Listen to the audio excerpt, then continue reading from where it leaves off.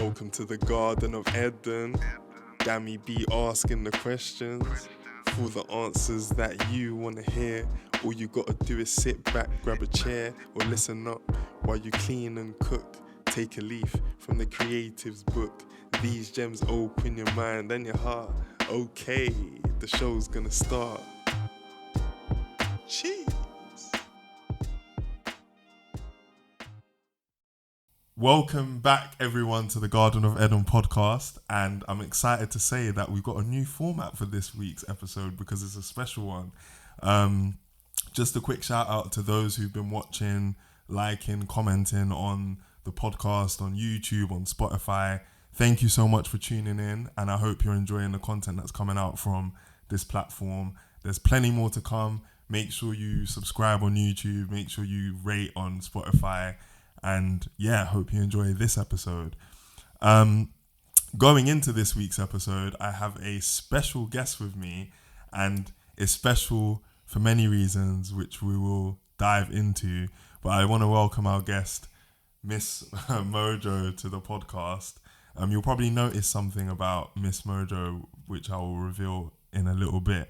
But just to give you a bit more context on who she is and what she does, she is an entrepreneur, a business coach, an ACCA qualified accountant, so not no corner shop backstreet accountant. This is fully qualified at the top level. She's also a university lecturer at London South Bank Uni and also formerly at Coventry Uni London. She's a 2 times author of the Unleash Your Business Mojo book and Timewaster's Guide to Time Management. But the most important fact, which she's laughing about now because it is the most important fact, is that she is the mum to the greatest human in the world. So, Mum, how are you doing today? Wow, who was that for? Was that really me? Wow. It was really I'd say you, the man. accolade, definitely a mom, and I hope I've done half decent job of it. I think so. Looking at what the content you're putting out and looking at the son you've become, I can say, yeah, you're definitely my best son, favorite son. Best son, only one at that. But yeah, no, I wanted to say, and I know I said it a few days ago when we were talking before, but I think, yeah, as I get older, I realize, you know, how much it takes sometimes or how much parents have to think about all the different eventualities. And when you're a kid, you don't really understand some of the decisions that parents make. But as I've gotten older, I've come to appreciate the things that you did while I was younger that I didn't understand. So yeah, I appreciate that, Mum. So thank you. Thank you very much. And it's nice to hear that publicly said, because I don't think moms get the accolades, you know.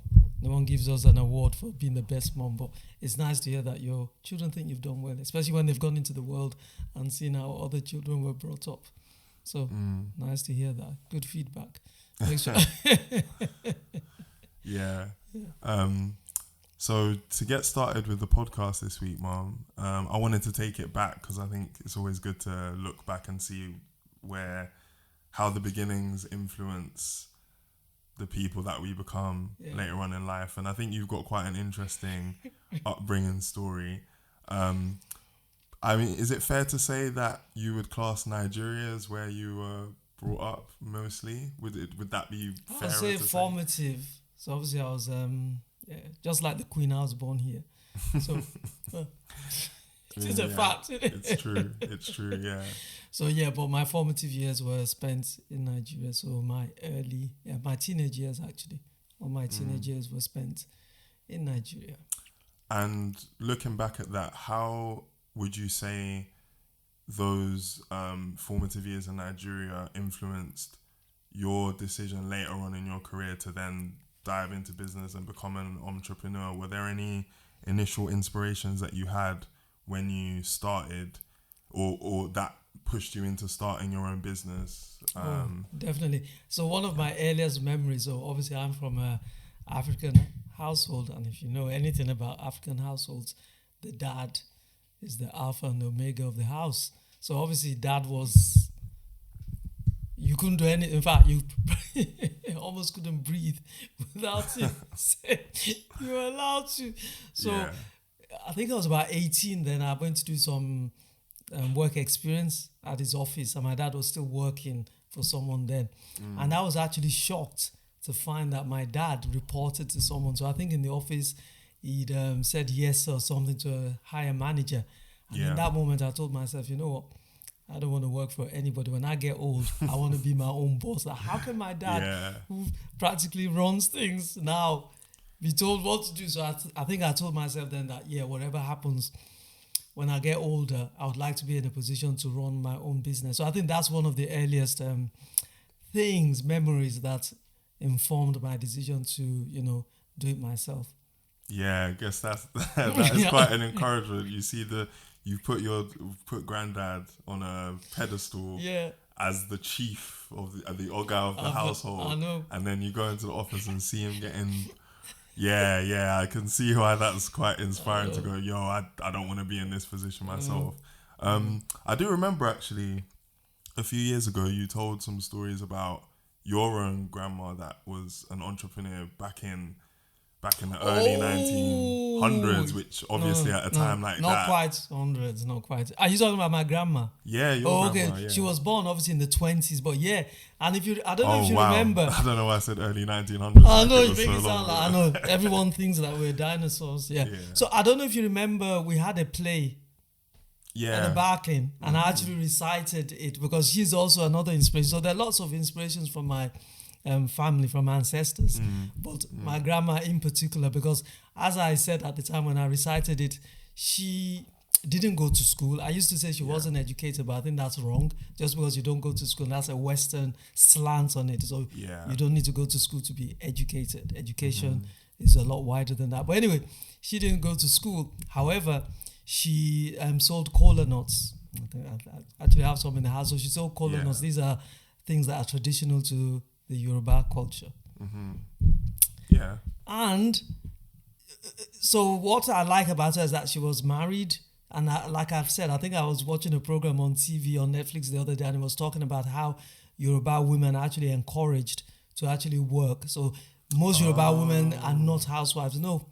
Okay. We're entrepreneurs, because obviously the man goes to the farm, but the woman has to sell the goods, and most of the time she would go to the marketplace. So my grandmother was one of that generation. So another thing about business is, so what is interesting about her story is that she started selling the KOLA nuts in front of the house, and she realized that she wasn't selling enough because obviously she wasn't within a community. So then she decided to go to a market.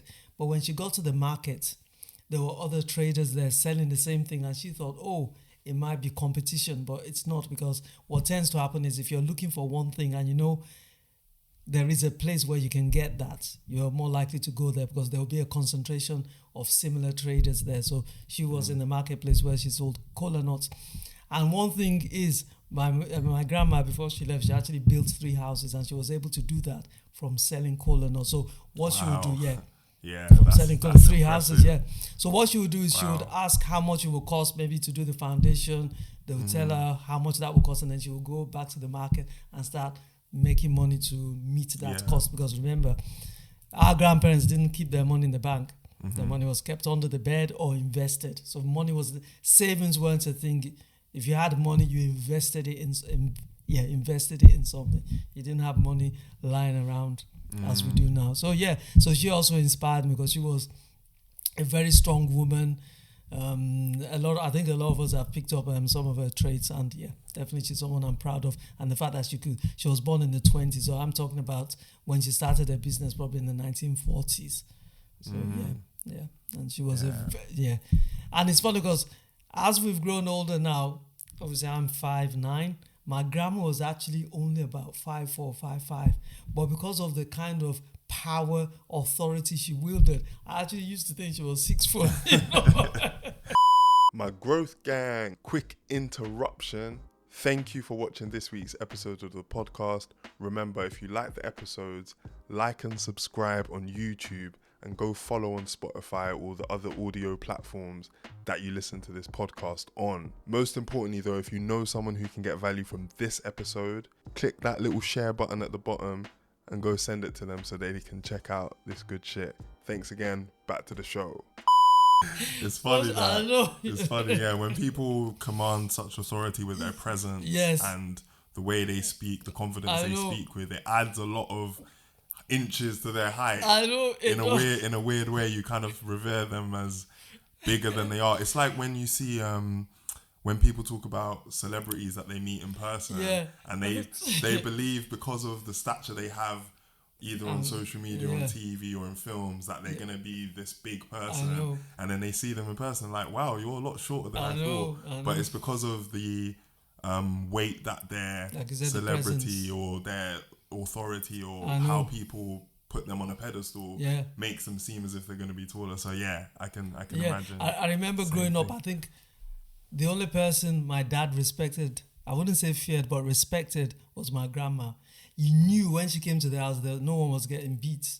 Nobody was getting beaten because she would not allow anybody else. My dad didn't care, but once she came, grandma, no one was getting touched.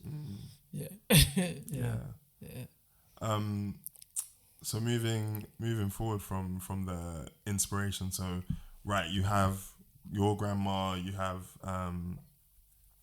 seen that situation with granddad in the office, being told what to do and internalizing that as a motivation not to be in the same situation.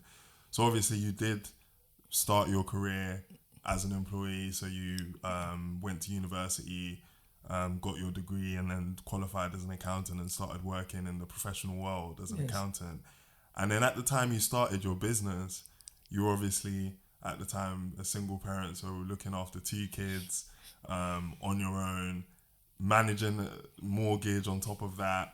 So what were the challenges you faced when you did start your business at that point in time? Because for a lot of people, they might be in that similar situation and think, you know what, I've just got to manage these things on my own and just deal with this as it is, because if I try and start a business, it's going to be too risky, or am I going to have too much on my plate, etc., etc. A lot of these kind of fears might pop up. So for you, how did you overcome them? And then when the challenges came through, how did you ride those challenges in that context? Okay, so that's what will I say? That's a very packed question. So there are lots of elements to that question. So I'll start by saying, because you said the inspiration why I started. Well, obviously, a lot of issues here. We're in a culture that's different from ours, and sometimes you go to work and things don't pan out the way you want them to, and sometimes you get bored of work. I'm somebody who likes to do different things different times, and I had wanted to leave the job. Obviously things happened, and it was a perfect moment for me to leave. So when I left, and going back as well, accountancy was not actually something I chose. It was just something I heard people speaking about, and I thought, you know what, I'm good for that, I'll do accountancy. So when I left work, the first thing that was the easiest thing for me to do was to become an accountant. So I set up the practice. I would say that I've taken risks, so I'm not too scared about changing things. I love change. I love challenges. So, and I knew it would be a challenge. So I remember, I think you were going... What do you love about change?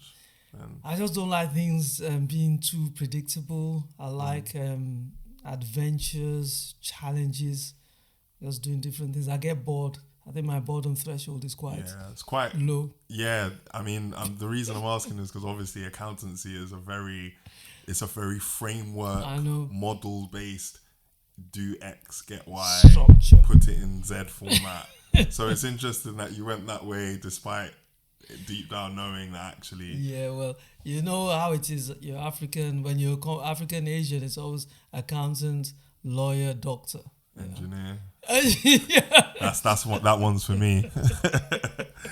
So there's all these professions. So at that time, you thought, to be honest, I wish I were born in this day and age. It was common: graphic designer, digital marketer, affiliate marketing, all these website designer. Those were not jobs that we could aspire to. Do you imagine telling your mom or your dad?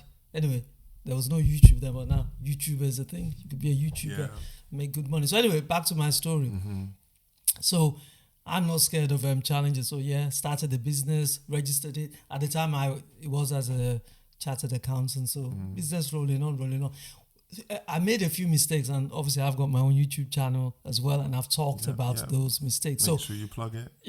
Yeah. Unleash Your Business Mojo is my YouTube channel. Yeah, so what I was going to say is that when I started the business, I made mistakes, got a business plan together. That took me a long time. So I was trying to work out the 50-page business plan. But in the meantime, I started going to networking events. And when you go to a network event, it's talking about your business. So I was that chick with a handful of business cards, just, throwing it around the room. Anybody would catch it.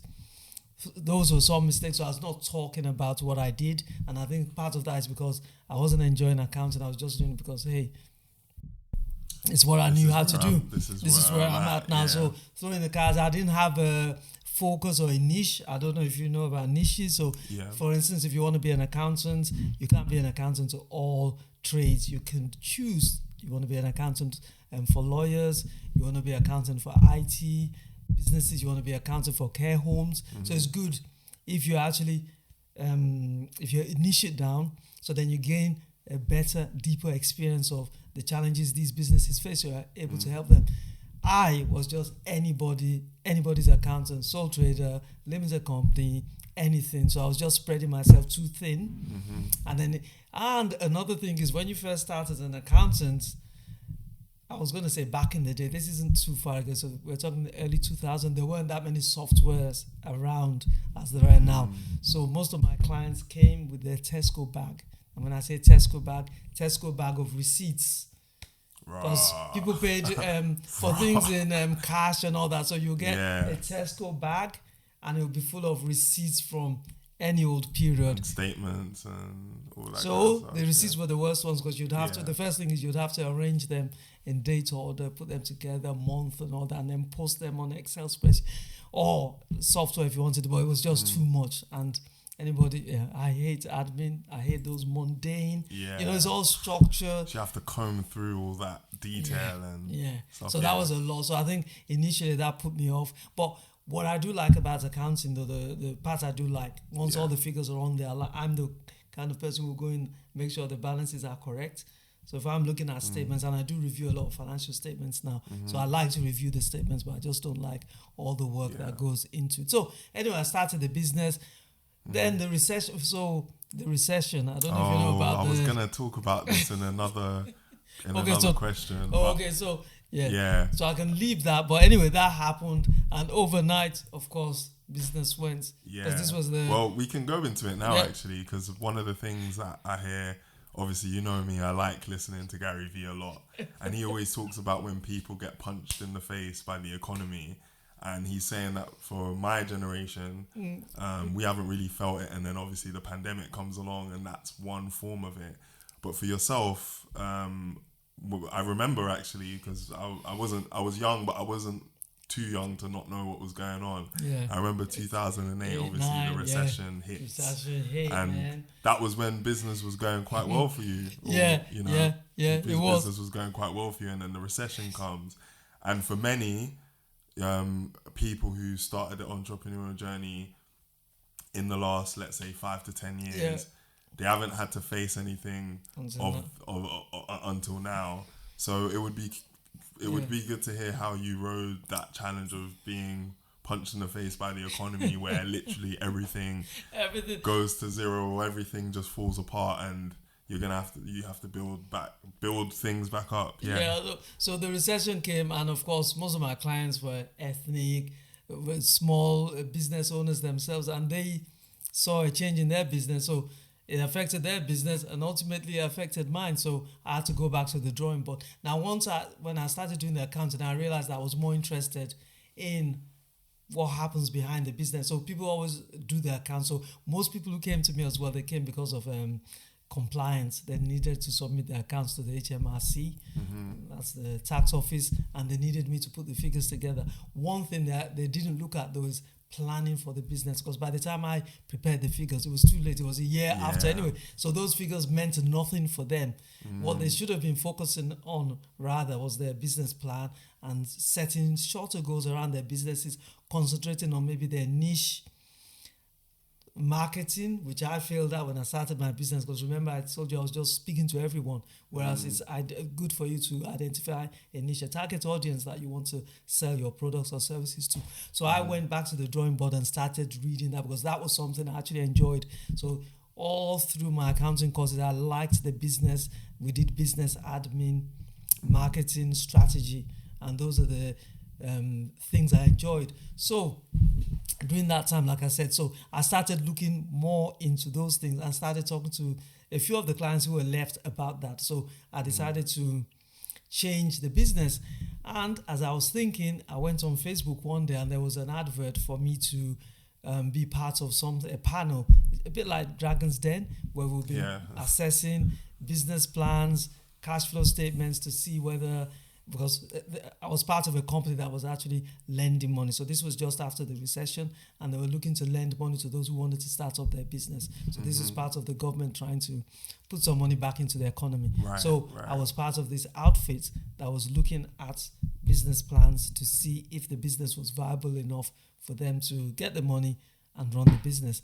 And I loved it so much. And the feedback I got from the clients, I would ask them, show them how to tweak their accounts and how to tweak their business plan. So they actually loved it. And then I learned a few lessons from that. One was most of these business plans were not actually prepared by the person submitting the plan. They'd got someone else to do it. That was interesting. Yeah, whoa, that was one. The second one was the business plans were too long. And we all know, if you've ever had a business plan, you know that if it's too long, no one's going to do anything with it. You just put it in a cupboard, collect dust, and you probably, if you're going to the bank to get some money, you might bring it up, but you don't use it to run your business. So then based on those two facts, I then developed something called a one-page business map. And this actually shows you the basic steps you need to get started, because I think it was Richard Branson, don't quote me on that, once said that if you can't write your business idea and the steps on one page, then you're not ready to start a business yet. So it's all one page, just about your vision, your first few steps, like I've said, your target audience, your own SWOT, what are you good at, what is it you might need help with. Just identifying that on one page, and then for the first 3 months, concentrating on the key things you need to do. So I did that, and then I developed a program around that where I was actually coaching women mainly who wanted to go into business, coaching them to help them do that startup plan, and everything was based around the business plan. And I think around then as well, I actually think around then I was doing courses at our local enterprise center, and I was also hosting a women's networking event. So I used to do that every couple of weeks. We brought a lot of women together who were able to collaborate and grow their businesses. And that's something I did do. I actually forgot that. So that pivot, how, like, because I think the what would be interesting to hear is how, like, in those pivoting moments, how you were still able to ride the challenge in the sense of emotionally, with the difficulty obviously of entering a recession, how you spot those opportunities was. Because I guess you've explained how it happened. Was it intentional though, or was it more opportunistic I think part of it was part of a journey I wanted to take. And then you're talking about how I was able to handle those challenges. Okay, so in the recession, before the recession, up to 2006, 2007, I used to sit there, watch Sky News back to back. One day in 2007, I think Northern Rock was the bank going down then. And every day on the news. And I made a conscious decision then. This was 2007 when the crunch recession was hitting hard. I made a decision to never ever watch Sky News. And I can count the number of times I've watched any live news on my one hand. So I think that helped me. That helped me keep my mental peace. And I did the same through the pandemic. So I never ever watched a news story during the pandemic. So people ask me how you managed to keep your sanity. That's one. So watching the news is a dangerous one. Like I remember when you did that, and I borrowed from that and did the same thing. And even now, like I've spoke to some people during the pandemic, like people that I'd met through social or whatever, and you know, they were talking about I had to stop watching the news because it was making it seem like doomsday. Because it's crazy. I think Brian Rose from London Real, he had someone on from maybe the BBC or one of the news stations, and he said that in this interview with this guy, the guy's like, at the news stations, every day is Halloween because they're looking for a way to scare people. Like, it's part of the business model. They're looking for ways to scare people so that puts them in a state of fear and keeps them glued because they're like, what do we do next? What do we do next? And it invokes an emotional response that keeps them glued to the news because they want to find a resolution to this stuff. And then I guess you could get deeper into if there's negativity and people are scared, then they're easier to control. But that, and that's it could be a conspiracy. But anyway, going back to your point, it was a good decision you made. Excellent. Yeah. And it's funny because when I made that decision, I didn't get it from anywhere. I just thought, you know what, for my own peace of mind, I need to stop watching the news because everything was breaking news. And it's the same news breaking a million times a day. And every time it breaks, you're like, what is next? But here we are today. I'm still alive, like 15 years later.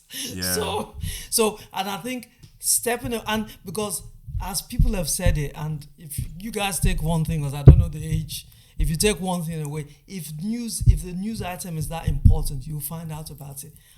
I'm a lecturer and I keep up to date with the news, but I can read the news. When I read the news, it's one time and you're gone. But on the news, like you said, it's their business model. They want people to be glued, and bad news travels fast. People love bad news. I don't know, maybe it makes people feel good. But anyway, not watching the news meant I could take back my time. There was no fear, no worry. So, and when you have no fear, no worry, you can focus on what you need to do. So that allowed me to focus. So I think that is one thing that it allowed me to do. So no news, and so that was one thing. And then the challenges, of course, everybody was going through challenges. So it's just take one day at a time. I also believe very much in a vision board. So I use a vision board, and this is where I try to just put my thoughts on paper, using visuals, and just looking at it every day and believing it would happen. And I think, like I said, the advert that came on Facebook, I think that was one way of my vision becoming a reality, because that changed my life. To be honest, it changed my life because it was enabled me to move into this business coaching side of things, and which it's changed my life. Really, it changed my life. Opened another door. I don't know if there's any. Did I cover everything in the question? Yeah, no, you did. You did. Thanks for that, Mom. I actually didn't know some of the stuff like that. You saw something on Facebook, and that's what took you in that direction. No, it's interesting to hear these stories, because I guess this is all, especially with me being your son, like all happening in the background, and like you don't know the journey that your mum's going on. So one of the skills that I think is really impressive about you, Mum, is your ability to do public speaking, if that's the way you say it. But your public speaking ability is impressive, and I've thought that for a long time, and it's something that I know I need to start improving and working on, because I think it's an essential skill. Would you say it's something that is necessary for entrepreneurs of today, even with this ability to speak via your phone and through social media? Do you think it's essential for them? And it would be good to hear how it's benefited you in your career, because I think it would just be good to hear how specifically it's benefited you, because I think it's I think it's an essential skill. Yeah, public speaking is very important. I remember, I'll quickly take you back to one story. So when I was in Nigeria, I think we had a module, and for that module it required us to get up and speak. And I need to take you back to an earlier experience. So when I was in class 3, that would be Form 3. What's Form 3? Is that Year 9? Year 9, we did a debate. And I thought I'd prepared for the debate, and I got up to speak. And just as it is now, it was silence. Nothing. I think I said a couple of words, and then it was silent. And I vowed to myself on that day that I would never ever get up and speak in public. So fast forward a few, because the experience was bad. I just blanked out. Wow, that's a surprise considering where you are now. But and I told myself I'll never again. So a few years later, like I said, taking this model, and part of it was I think 10% or 20% of those 100 marks. 20% of that required me to get up and speak in front of the class. And I told the lecturer that that's not going to happen. Just take it, mark me out of 80, because there's no way I'm going to get up and speak. So you were really willing to just sacrifice the whole, whole mark? Yeah. Damn. Because of the experience. It was a horrible experience. Yeah. So, and then, how did I change? So I came to London, and I know I love speaking. Anybody who knows me know I can speak all night long. I love speaking. I thought to myself, not being able to speak in public is actually holding me back, and I need to develop that skill because. So I do train. So training for me is easy. So training, because even though I didn't have the public speaking ability, I was training. But training for me is easy because you've got something to hold on to and you're training. But I wanted the ability to be able to speak in front of larger audiences.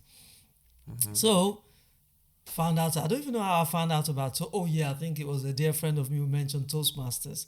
So there I was. I went all the way to Croydon, which is almost like in another continent. Went there, enjoyed it so much. But then you guys were very young, and it required commitment of once every 2 weeks, and it was always in the evening. So you guys were young, so I couldn't join at the time I wanted to. But once you got older, I did join one, and I loved it.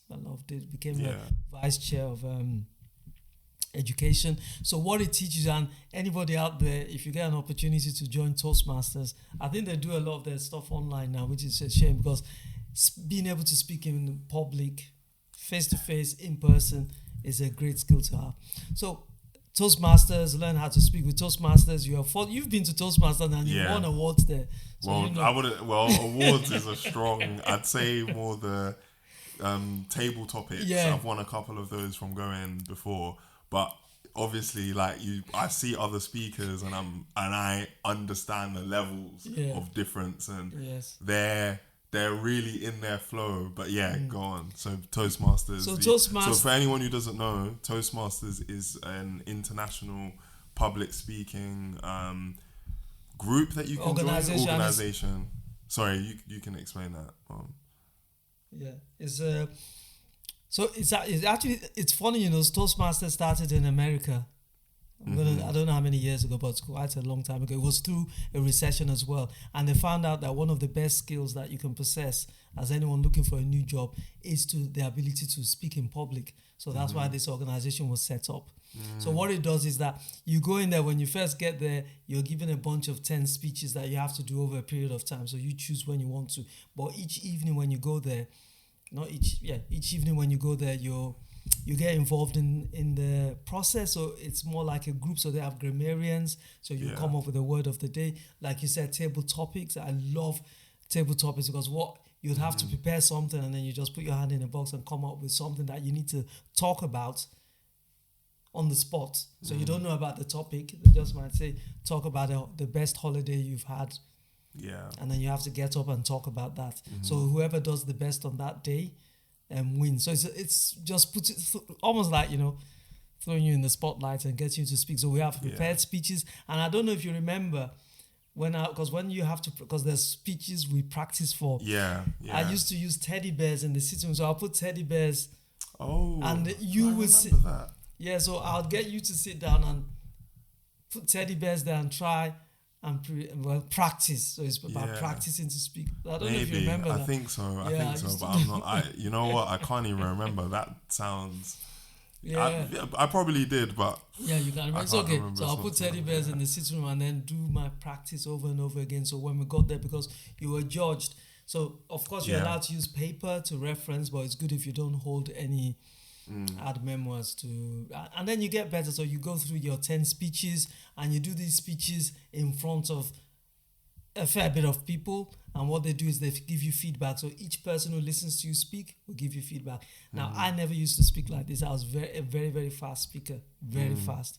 So part of going to Toastmasters allowed me to slow down my speech, try to introduce pauses, which I'm still working on because Toastmasters is so that's what helps me to develop my public speaking. So training became easy for me to speak in front of any number of people. So I can get up, and being a lecturer, sometimes you can walk into an auditorium of over 100 students, but because you have that, I don't have that fear. And obviously when you're speaking in public as well, preparation is key. Once you prepare and you understand exactly what you're going to talk about, then you can lean on the principles of public speaking once you know what your I guess your content area is. It's not easy though, because I think public speaking, they did a survey once, I don't know how true this is, that people would rather be buried alive than get up and speak in front of others.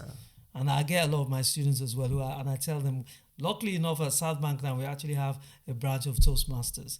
So, okay. yeah, we do. Yeah. I think it's excellent because you develop team working skills, being able to speak in public, and being able to speak in public gives you confidence. You know how many best men drink before they speak because they find it very difficult. And there are actually speaking coaches online who actually train best men on how to give the best man speech because it's it's a tough one. I've definitely I think communicating ideas is one that I've come to realize is powerful. And I think when you're given, it's almost like when you're given the mic and the stage, people just take in what you're saying. If they're open to hearing a message, and you're able to communicate effectively, they're taking that in on a different level than maybe even sometimes if you're speaking to them one-on-one in some cases, because there's the added respect of them putting you on the pedestal of, wow, this person's on stage and they're doing their thing. So no, it's good. And public speaking has definitely benefited me. Definitely, you need it in the job I do. Our voice is our currency. Yeah, so, and you need to be able to speak. Okay. Yeah. Go on, man. Yeah. So, any more about the? No, I think what would be interesting, because you've alluded to it a few times now, and obviously at the start of the podcast I mentioned that you're a university lecturer, and I think what I found so interesting about your career is your ability to pivot into loads of different endeavors and do really well within them, and also finding opportunities where other people may just not take or not even seek those opportunities. So I think hearing about the story of you becoming a lecturer, because I guess a lot of people have this idea that, you know, you need to go to uni and then do the degree, and then you need to do a master's, and then you need to do a PhD, and then you need to do research, and like you need to be super embedded into the education system for that to be possible, like super embedded into the institute for that to be possible. So it would be interesting to hear your story to see how maybe that idea might not quite be the why people shouldn't necessarily block themselves from being lecturers if they haven't followed that path. So so that's an interesting one. Thanks for asking me that question, because up until I became a university lecturer, I was how can I say, looking to be a college lecturer, because I knew I loved training and I really wanted to get into academics, but I didn't get that opportunity. But what I will say, because I've often said, oh, I'm lucky, but I'm not, because obviously I do have an education. I'm FCCA qualified. I've got the PGC, and I've done other certifications as well. I have a degree and all that. So yeah, I don't have a PhD yet. So my journey is different. Is different. One thing I love is networking. So I've actually been called the queen of networking. So this getting the lecturer position was due to my insistence and also the ability to network well, because you just never know where you might need anybody, these people. So very quickly, when I wrote my first book, so this is interesting, because when I wrote this book, I wrote it in about 30 days. I wrote it in a month. And like I said, I went to South Bank. So South Bank, when I applied, when I went to South Bank, all I really wanted to do was go to the alumni association and tell them or ask them for an opportunity for me to talk to the other members about my book. And I was able to write in 28 days, and what inspired me to write it and what it's about. So this is obviously it's a book for those who wanted to start and run their own business. So you were working with me at the time, do you not remember? So I sent the first email, and I heard nothing. And I just got an auto-responder saying, within 30 days, they'll get back to me and let me know what's what. And then 30 days later, I know. Easy thing to just let happen, right? Auto-responding, you're like, well, that's it then. No. So 30 days later, I was just looking at my emails and I saw, these guys have not gotten back to me yet. So I shoot another email off to say, hey guys, you said you're going to get back. Still waiting. What's up? And then I just get an email saying, the dean. No, not the dean then. She was Desi. So she's not the dean. So I just got an email from her saying, I love your profile. And then another thing I did is I LinkedIn upon my LinkedIn profile. And on my LinkedIn profile, I listed most things about myself. And obviously I had won an award as well, Chambers of Commerce Award. So I sent a link. So she just emailed me back and said, listen, you know what? I like your profile. I like the fact that you've written a book. Do you want to come in so we can have a chat? So long story short, went in there, had a chat. She liked me. She said, I'd like you to come and do some teaching with our students. And at that time, I just thought, something basic. Maybe get a bunch of students together and talk to them about starting a business. And then what do I get? I just get an email with a descriptor asking me to teach MBA students entrepreneurship. So that was my first in. Yeah. To be honest, I remember this, and my heart was palpitating. Everything. When I got the email and I saw it, I thought, this is it. I'm going to be detected. I'm going to be found out. They'll find out that I'm a fraud. The imposter syndrome. I know the imposter syndrome was really imposter syndrome. MBA. Yeah. Wow. It's a real thing. Yeah. So that's how I went and did the first. And the students loved me. I got a lot of feedback. They liked it so much that there was another cohort, and they called me and said, they want me to do that cohort, and I did the other cohort. But it didn't come without its own challenges, because I put myself under a lot of pressure, the imposter syndrome that you think about. I started getting heart palpitations. I actually thought there was a problem with me, so I went to the doctor. And they tested me, they put monitors on me and all that. And I thought there's something wrong. And guess what? We went, because I was teaching them the first course, the second course was around May, June. And in July, I just noticed I felt okay. So it was all the anxiety and the pressure. Around teaching rather than actually. It's funny though how these stresses actually manifest in the body as something. I know. And trying to tell you something's up. But it's just because of the way you thought about. Because I'm sure now those things don't manifest now. So because I know how to handle it. I'm obviously strong, but then I was just thrown in at the deep end. I had to develop a lot of material myself and all that. So and going into university, I'd never taught at university, so I was still feeling my way through. But I'm still there 5 years later, so must be doing something good. And I've got added qualifications on top of that. So so that was how it's very, like, I have to rate it, Mom, seriously, because there's a lot of ways that you could have blocked yourself. A lot of people don't even send the second email. I know. A lot of people don't send the second email after the first one. They're just like, well, it looks like done. No. I like to push, and I guess it depends as well. And at the time I go into South Bank, so Coventry University as well, because I worked with them as well, and that was an interesting one as well, because I'm a part of the Chamber of Commerce, and I just got an email to say, by the way, we're having an event, and I looked at those who were attending, and the Vice Chancellor of Coventry was going to be there, so I thought, you know what, I've got this, and because I teach networking, on top of being a lecturer, I also teach small businesses on these key business skills, and one of them I teach is networking. So, and when you're networking, when you're going to any event, you must have a plan. You must know why you're going there. You can't just get up and go to an event just because maybe you have time on your hands. You have to be strategic. So saw that he would be speaking at the event. So I took a copy of my book. I knew exactly when I was going to approach him, knew what I was going to say. Yeah. So went there, just performed my plan. And obviously he's the Vice Chancellor, introduced me to somebody else. And the person he introduced me to was also very busy. So it took a few months for it to materialize. But I kept on sending him an email. And I always acknowledge, and this is another thing, you need to appreciate other people's time. So I always used to acknowledge that, listen, I know you're very busy.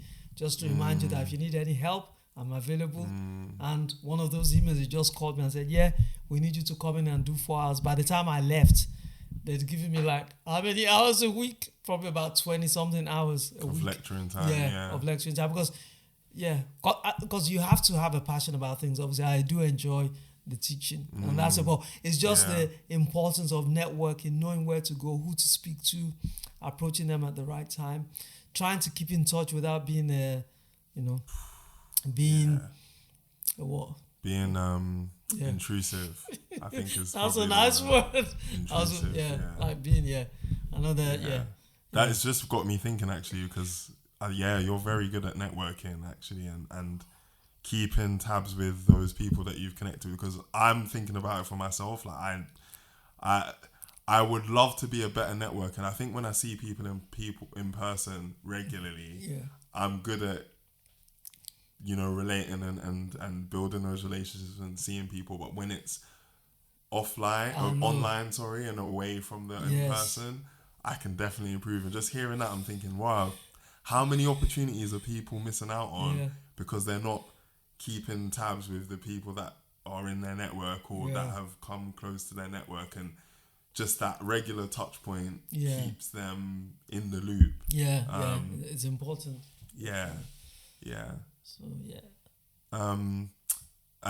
Another thing that you alluded to actually, which I wanted to talk about as somebody who's still trying to finish a book. So everyone who listens to this podcast knows that I'm in the stages of finishing my own novel at the moment, which is taking a god awful long time to finish, because as I've told you off camera, off the podcast, like there's been a lot of moving parts with that and sorting different editors out, etc.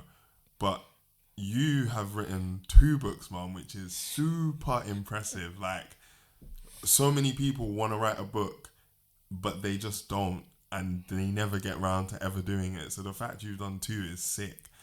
One of the things that is also very interesting about your book writing journey, though, is the fact that with your first book, Unleash Your Business Mojo, which I'm just going to show everyone here.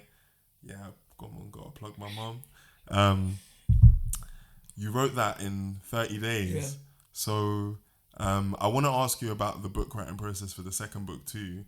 But first off, with this book that you wrote in 30 days, how did you do it in 30 days? Because how many words is it again? Something like... it's about 26,000. Yeah. I mean, most people have to do that many words for their dissertation or for essays at union. They ain't finishing that in 30 days. That many words, so please. And another secret, though, I actually did 50,000 in 30 days. So I actually had to cut it down. So there's something called NaNoWriMo. I don't know if you've heard of NaNoWriMo. So it's a monthly competition. I heard about it probably in 2011 or 10. So I did it for the first time then. And then when I wanted to write the book, I knew, because if I decided to write it any which way, I probably would not be motivated. So I purposely entered the competition. So the competition is actually for fictional writers. Most of the writers are fictional. But I thought, you know what? If I don't enter this competition, so the competition is normally in November. So 1st to the 30th of November. And you're supposed to, you need to write about 1,667 words every day for 30 days. So I decided when I was writing this first one that, the best time of the night for me, because I was running my own business then, the best time of the day is at night. So I'll get into bed at 10 o'clock, and I'm also a touch typist. Right? So I'll type. What does that mean?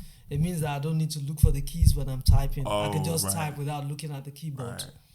Right. People still look at the keyboard when they type? Because remember, computers was introduced, but you guys were probably digital natives. So when you type, you don't look at the keyboard. Almost. I think the generation below, because they're born into that stuff. They're like, they can't even imagine in a world where it doesn't exist. But so as a touch typist, in fact, it's funny, because I remember in secondary school in Form 3, which is year 9, we were taught how to type. I could never, because the typewriters then we used needed a lot of force. Right. So they weren't like these touch. Yeah. So anyway, so I could type very fast. So I get into bed at 10, spent an hour typing the 1,600 words, 1,667 words every day until I got to 50,000 words, and then of course at the end of the month, I had to edit it down to 26,000. And it's funny because when I wrote the book, I sent it to my editor. Imposter syndrome is bad. I sent it to my editor. I waited and waited for her to get back to me. I think it took about 2 or 3 weeks. And what I thought she would say is that, you know what, Mojo, please take this advice. Never write again. No, don't even bother. Just put it in the bin, delete it, and just think of something else. That's the. So I was expecting to come and say, I'm really sorry to break it to you, but I don't think don't waste your time writing. It's not for you, right? You and writing will never be pals. Yeah. Instead, she came back and said, "Wow, I love the way you write, even though we never met." She said all this. I was like, "What?" So that was great. The feedback was great. So then she just went through a bit of the editing, and then I released the book in 2016, and you were there. Yes, I was at the book launch. Yeah. And people have got very good feedback. It's on Amazon, and I've got good feedback on Amazon. My students buy the book as well. Excuse me. Water break. Yeah, so I'm proud of the book, and my late dad, when he got his copy as well, he actually called me, and he was very proud of me. It was nice. So I'm happy with the book. So that was the first one. That was I wouldn't say easy. I've likened writing a book to being pregnant. So you write the book out of the way, and then the 9 months. It takes about 9 months to actually get the book from the draft content to final product. It took me about 9 months. The book stressed me out as well, because I went ahead and set a launch date without the book even being ready, because I didn't even have a cover. It wasn't edited. It wasn't set. It was crazy. In fact, there were so many times I wanted to change the date, but I thought to myself, it didn't matter. If I moved the date to Jan instead of September, I'll still have the same issues, and it will still be something I'd have to work with. So I decided to just go, but I put myself under a lot of stress.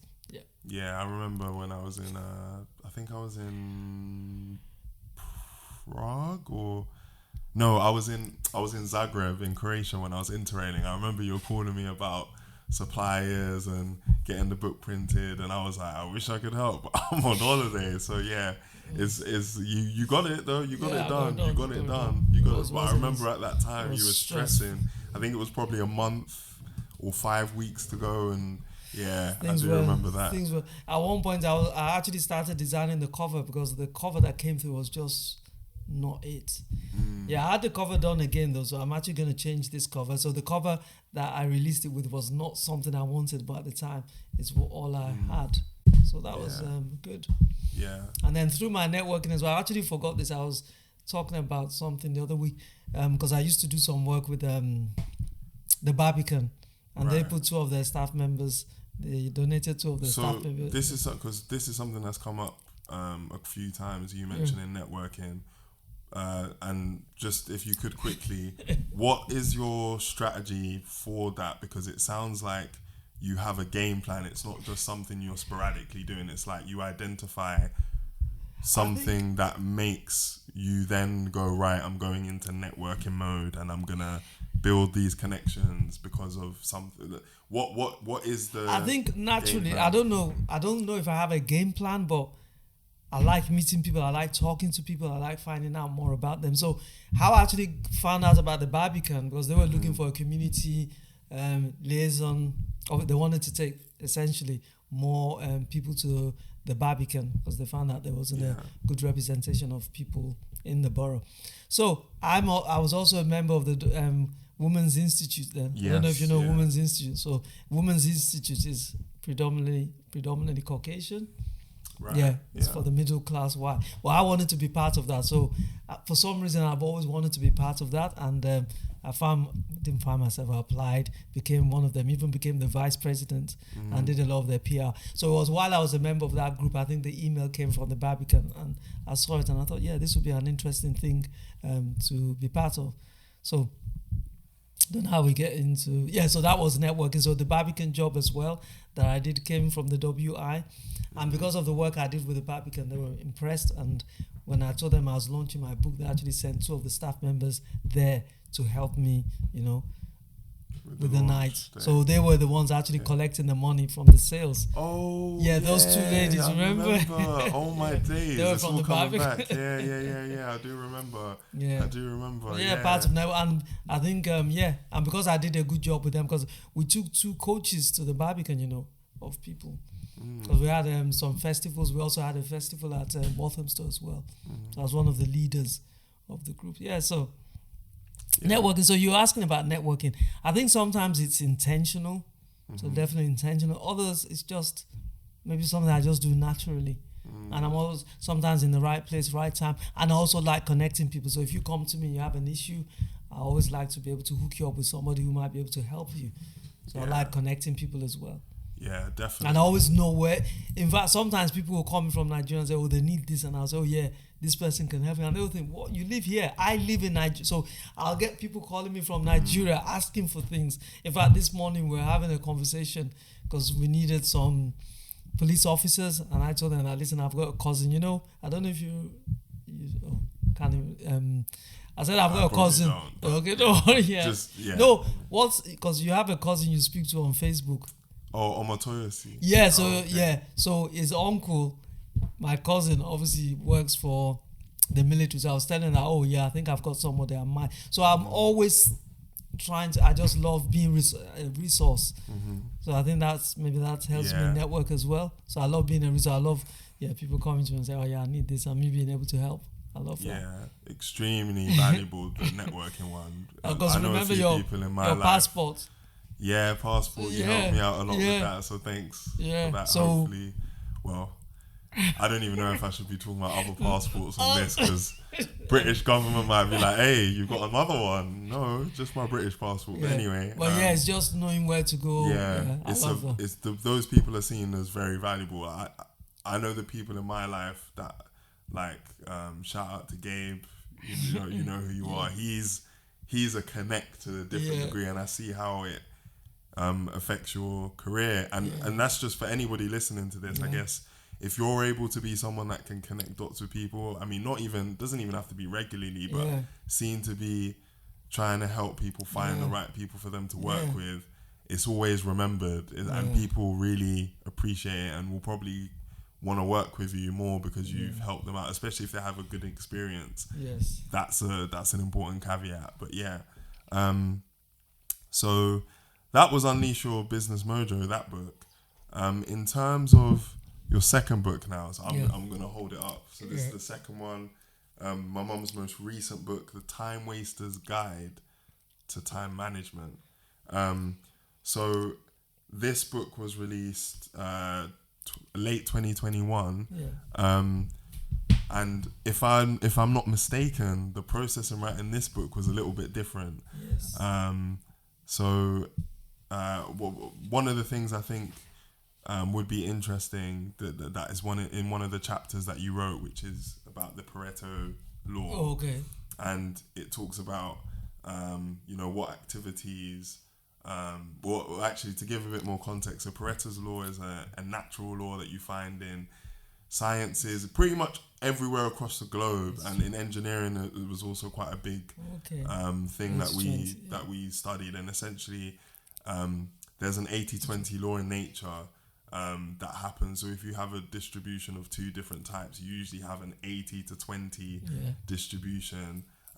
So 80% of the people will be within an average height, and then the other 20% will be on one end of the spectrum or the other. Or if we take it into activities that you do, 80% of the activities you do lead to 20% of the results, but there's a 20% portion of activities that you do that contribute to the far large majority of the results you get, i.e. 80%. Yes. So what 80-20 principles did you use when writing this book for yourself? Because that would be interesting to hear. Okay, so I knew you were going to ask me something like that, and I'm going to read this paragraph here out from the book, because it's writing the book was not as easy as that, because I was lecturing and at 2 universities at the time, preparing notes, resources, that time. So I didn't have as much free time as I had when I wrote So you were the first writing the book for yourself in essence because Yeah, you really. needed to manage your own time. So this is what, and I'll read from this paragraph. I've been intending to write this book for months. Why am I actually doing it now? Is it because I finally found some uncommitted time? Wrong. I have assignments to grade, emails to send, new models and courses to develop, and overdue library books to finish reading. I'm working on this book now as a way of not doing those things. So the book is actually a form of procrastination. I don't know if that was understood yet. Yeah. So, yeah. because it wasn't easy. Writing this book probably took the longest. Yeah. So I did the draft, went back to and another thing, I did the draft. So when I did the draft for this book, I actually dictated it. So it was all dictated, and obviously we have the African accent. So a lot of that dictation, or probably about 20% of that dictated work, I had to go through again and revise because it didn't pick up what I was saying very well. Yeah, well, it is what it is. Yeah. Because I know you've been telling me that I should be doing that. Yeah, your voice would probably be better. I don't know, just the thought of doing that and then because I just like typing. Yeah, it won't take the commas, the full stops, some of the other exclamation. It probably won't. But it's good anyway. So if you're trying to get a story out and you haven't got access to a laptop, because we do speak faster than we type. So that was that. So the 80-20 rule. So what I did with this book is then I found, so I wrote most of it during the holidays. So when we're not marking, teaching, that's when I wrote most of the book. But it definitely took me a lot longer than the first book because I had other things to do. So, and then, like you said, I probably wrote the book for myself. Yeah. So one way I can say the 80-20 works in my job right now. So as a lecturer, models to write, students to grade, and we need to do the teaching. But on top of that, we also have emails. So what I've looked at is 80% of my work. I get 80% of my results. Is that 80% of my results? Yeah, by doing 20% of the work. I wouldn't say... saying it like that makes it sound like my work is only 20%. It's not actually. It's a lot more than that. But I've divided it up. So most of my time I actually spend on delivering the materials, reading the materials, delivering. So I now spend less of my time on my emails. Because emails are part of what I do, but it doesn't deliver the results that I'm checked on. Yeah. Did like following on from this principle of 80-20, do you think it changes, or do you think there's fundamental things that will always work within a specific area that people should focus on?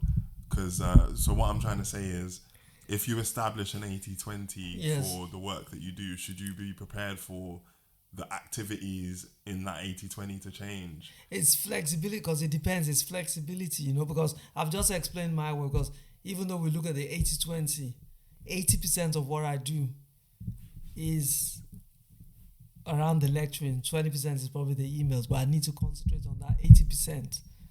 Yeah. Yeah.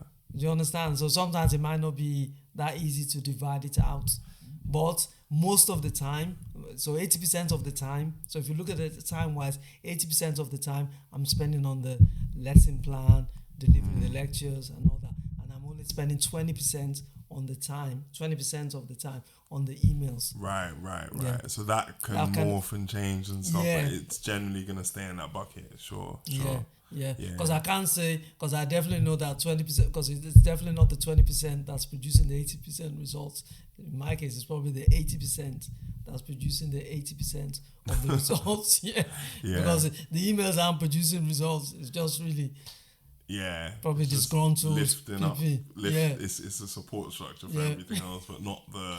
It's not the meat, it's the side dish. So I think it would be interesting to see how that reflects in teaching. I'll need to give that some thought, because you definitely have to do 80% of the work. You can't do 20% and fly by that. You have to do 80%. Yeah. Well, I mentioned change just there, and I'm kind of going backwards and going back to the Unleash Your Business Mojo book.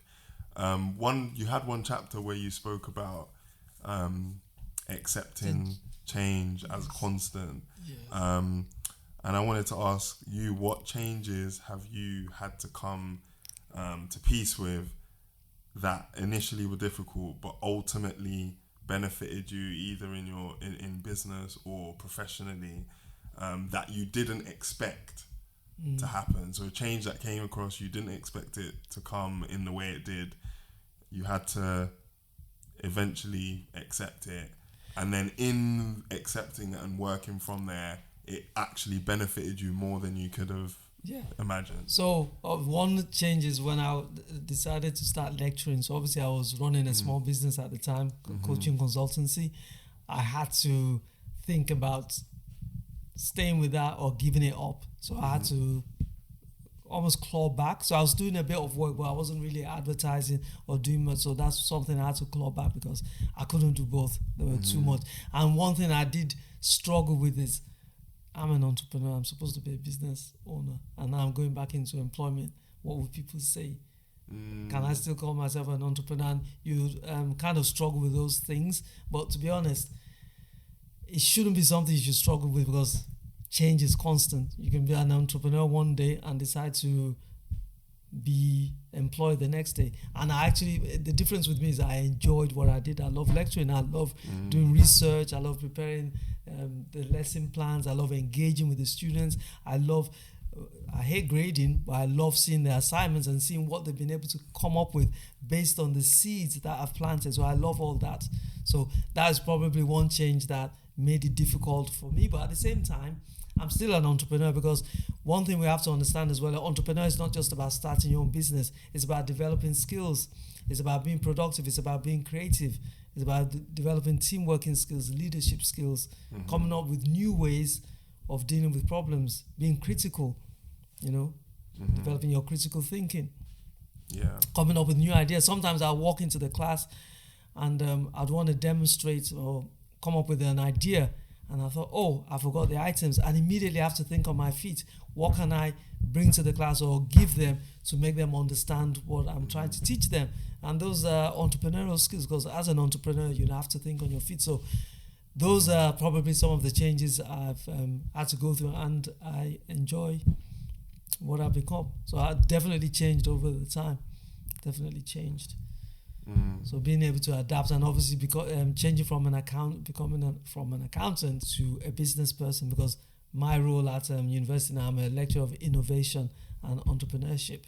And this is someone coming from an accounting background. Anyway, that was easy for me to switch because I didn't enjoy the rigidity of being an accountant and what came with it. I just love this, being able to be creative. So that's kind of a change that I've embraced. Yeah, you're definitely a massive big picture thinker, and you always see how things can start from one place and develop into another. I think your visionary skills are top tier. You can really see a vision and really make it that's real. good. Thank you very much. So I can see how when those changes come about and you think, okay, where can I take this?